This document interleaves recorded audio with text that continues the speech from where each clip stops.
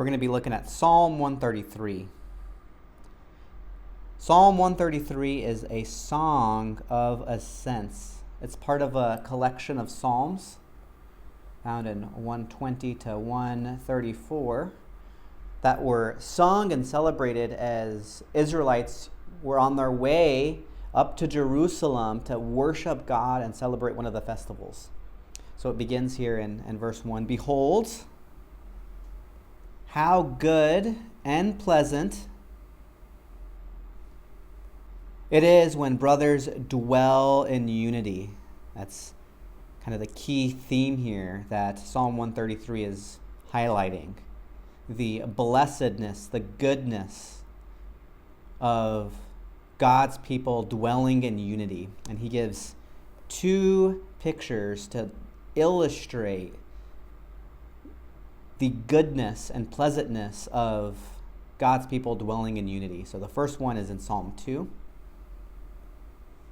It is like the precious oil running on the head, running down on the beard of Aaron, running down on the collar of his robes. Very interesting picture here, right?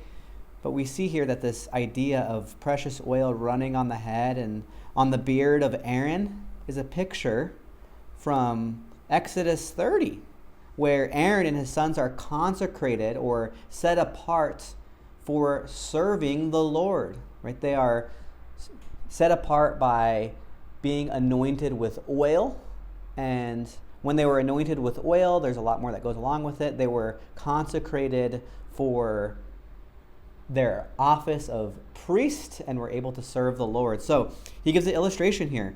It is good and pleasant when brothers dwell in unity. And the first picture is of the consecration and the goodness of the consecration of Aaron. So when brothers dwell in unity, they're living the way that they're supposed to live, a set-apart life dedicated to the worship of the only one and true God. What a glorious thing. Right? They're living the way that they're supposed to be. They're living set-apart lives dedicated to the worship of the Lord.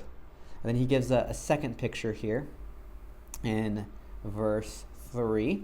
It is like the dew of Hermon, which falls on the mountains of Zion. So this mist, this watery mist on the mountains, which just is a picture of flourishing.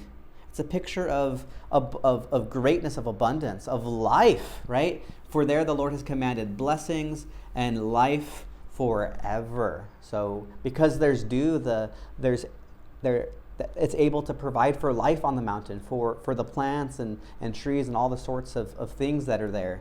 So it is good to dwell in unity because it's like that's where human flourishing is found. It's where blessedness is found. So he just gives two pictures here of the goodness and pleasantness of God's people dwelling in unity. Dwelling in unity at least in two ways. First, they're dwelling in unity because they are centered around the worship of God. They're going up together to worship the only one and true God, who is holy and worthy of all of our praise.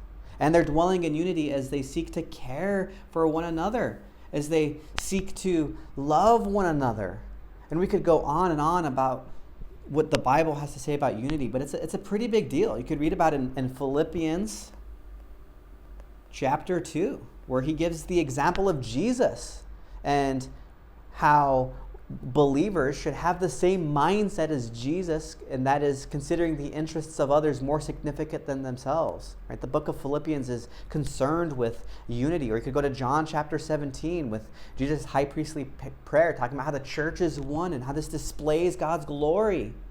Right? So church, let's continue to be united around the glory of God and seeking to worship him as we submit ourselves to his scripture, to worship him in song, to worship him by coming together and submitting to his word. And let's continue to dwell in unity as we seek to consider the interests of others more significant than ourselves.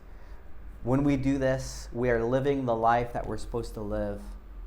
Right? God called us to dwell in unity, That's one of the reasons why we exist. And when we dwell in unity, it's blessing, and we have life, and there's flourishing. It's a beautiful and glorious thing when we dwell in unity. So let's continue to pursue unity.